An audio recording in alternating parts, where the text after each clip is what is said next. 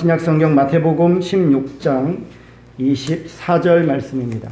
오늘은 삶이 있는 신앙생활이라고 하는 주제로 함께 은혜를 나누고자 합니다. 코로나19 이후에 이곳저곳에서 위기와 회복에 대해서 많은 이야기들을 나누고 있습니다. 특별히 교회 안에서도 이 신앙의 위기를 많이 이야기하고 신앙이 회복되어야 함을 이야기들을 많이 하곤 하지요. 그렇게 말을 하는 주된 요인들이 아마도 출석률이 많이 떨어졌기 때문일 것으로 생각이 되어집니다.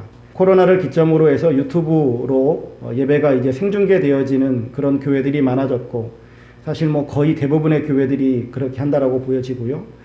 그런데 유튜브로 예배를 드린 이후부터 성도들이 예배 출석률이 많이 떨어졌다라고 하는 겁니다. 많이 회복이 되지 않다 보니까, 그래서 이것이 예배 회복에 관한 부분보다 오히려 신앙 회복으로 그 생각들을 돌리고 있는 모습들을 보게 되어집니다. 왜냐하면 우리 신앙이라고 하는 것이 예배 한 가지만 놓고 볼 수 있는 것은 아니거든요. 그래서 전체적으로 우리의 신앙이 회복이 되어야 될 것을 고민하게 되어졌다라고 하는 것이죠. 오늘날 진정한 신앙의 위기라고 하는 것이 무엇일까라고 하는 것을 생각해 보면, 여러분들 신앙생활 해나가면서 예수님 때문에 정말 행복하신가요?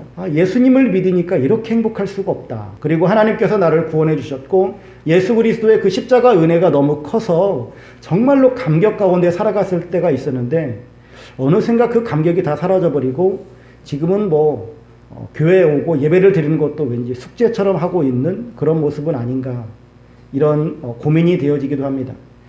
예배를 드림에 있어서 이 예배가 정말로 하나님께 드려지는 예배가 되어져야 되는데, 하나님을 향한 예배가 아닌 인간 중심의 예배로 짜여져 있지는 않는가라고 하는 것이죠. 또 우리가 신앙생활을 한다라고 하는데 우리의 삶을 살아감에 있어서 우리의 삶 가운데 하나님은 계시지 아니하고 오로지 그냥 내 뜻을 이루기 위한 하나님을 수단 삼고, 하나님을 왠지 도깨비 방망이처럼 요술램프 지니처럼 그렇게 하나님을 써먹으려고 하고 있지는 않는가라고 하는 것입니다. 이런 모든 것들이 조합적으로 보면 우리의 신앙의 위기이다라고 할 수 있겠죠. 여러분들은 신앙생활 왜 하시나요? 제가 이제 이 말씀을 준비하면서 근본적으로 한번 질문을 던져봤어요. 나는 신앙생활을 왜 하고 있을까? 나는 예수님을 왜 믿고 있는가? 신앙생활을 왜 하는가? 라고 하는 것에 대한 대답을 할 때에 죽었던 우리들이, 영죽을 우리가 예수 그리스도로 말미암아 새 생명을 얻고 살아가는 삶, 영생을 얻고 살아가는 삶이 우리의 신앙생활일 거예요. 그런데 이것은 제 가슴에 와닿지도 않는 얘기예요. 하나도 와닿지도 않아요. 이것은 신앙생활 오래 하고 성경 공부를 하고 그런 사람들이 그냥 지식적으로 하는 얘기고요. 진짜 내가 신앙생활을 왜 할까? 여러분, 왜 오늘 예배에 나오셨고 왜 예수님을 믿고 있느냐라고 하는 겁니다. 이 문제를 가지고 좀 깊이 생각을 해보았습니다. 깊이 생각하면 할수록, 정말 오랜 시간 생각하면 할수록 제 가슴 속에 와닿는 대답은 딱 한 가지였어요. 내가 왜 예수님을 믿느냐? 거기에 대한 저의 대답은 이겁니다.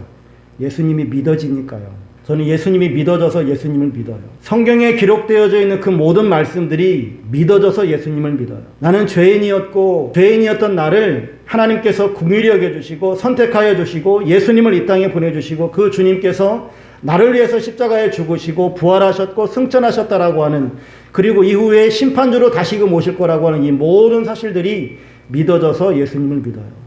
저의 대답은 그렇습니다. 저는 예수님이 믿어져서 예수님을 믿고 있습니다.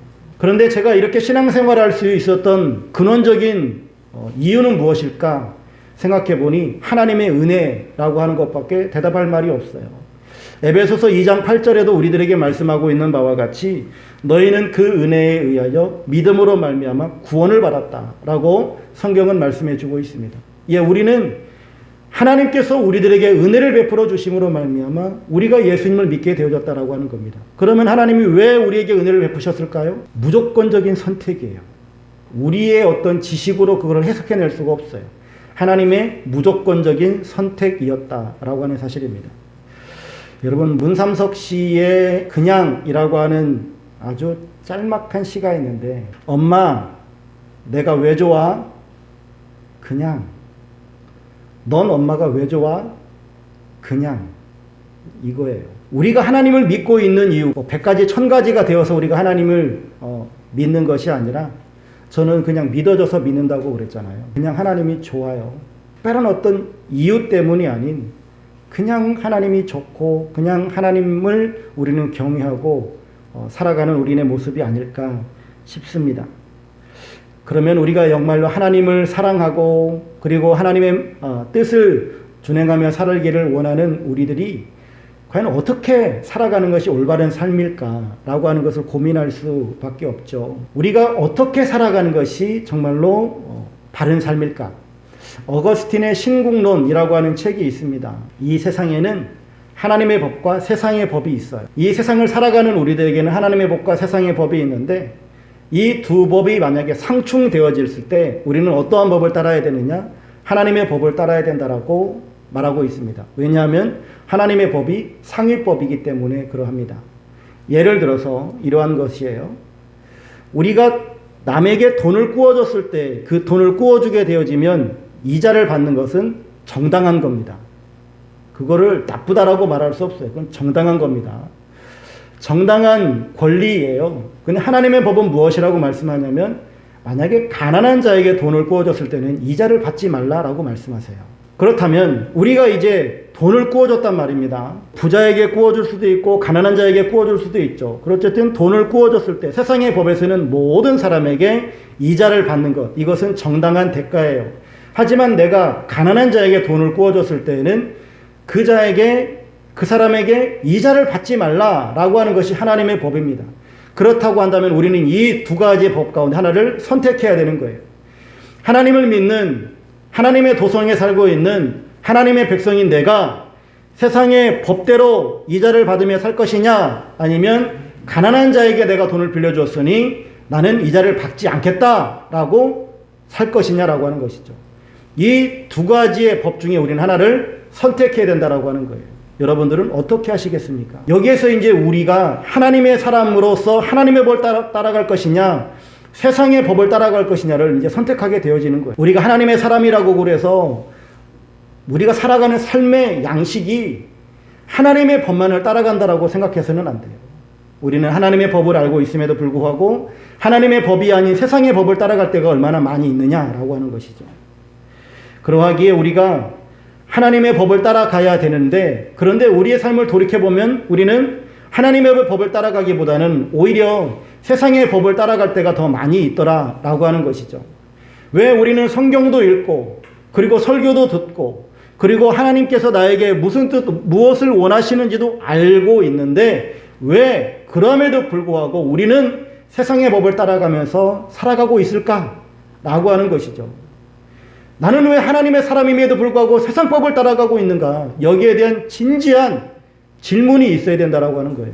성경을 그렇게 많이 읽고 성경을 알면에도 불구하고 우리가 세상을 따라가는 이유는 다른 이유는 잘 모르겠어요.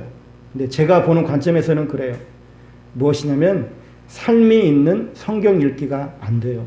성경을 읽기만 하지 그 읽은 말씀이 내 삶 속에 적용이 안 된다라고 하는 겁니다. 성경을 읽으면 나의 온 삶이 그 말씀에 투영이 되어져야 돼요. 그래서 그 말씀이 내 삶에 다가와서 잘못되었구나, 이것을 수정해야 되는 거구나 라고 하는, 수정하려고 하는 마음과 그리고 그 결단이 세워져야 되고 그 말씀대로 살아가려고 하는 우리의 의지적인 노력이 필요하다라고 하는 것이죠. 그런데 삶이 있는 성경 읽기가 안 되다 보니까 아무리 성경을 읽어도 우리의 삶에 변화가 일어나질 않는 거예요. 아무리 많은 말씀을 들어도 변화가 일어나질 않는 거예요. 그래서 우리 삶 가운데 정말로 필요한 것이 무엇이냐면 삶이 있는 신앙생활을 해야 된다라고 하는 겁니다. 우리의 삶 가운데 삶이 있는 신앙생활을 해나가지 않으면 신앙생활 아무리 오래 해도 그 오래한 연수는 크게 중요하지 않아요. 하나님께서 우리를 바라보실 때에 정말로 우리들에게 원하시는 것은 오늘 본문에서도 말씀하고 있는 바와 같이 우리가 정말로 주님을 따라가는 삶을 살기를 원한다면 오늘 말씀 우리가 주의 깊게 들어볼 필요가 있습니다. 여러분, 주님을 따라다니는 사람들 가운데는 정말로 많은 무리들이 있었어요. 그리고 정말로 예수님이 택한 사람들도 있었어요. 그러니까 예수님을 스포츠타로 생각하여서 팬심에 따라다니는 무리들이 있는가 하면 예수님의 말씀을 듣고 그 말씀 가운데 거하고 그 말씀대로 살아가려고 하는 예수님을 닮아가고자 하는 제자들도 있었다라고 하는 겁니다.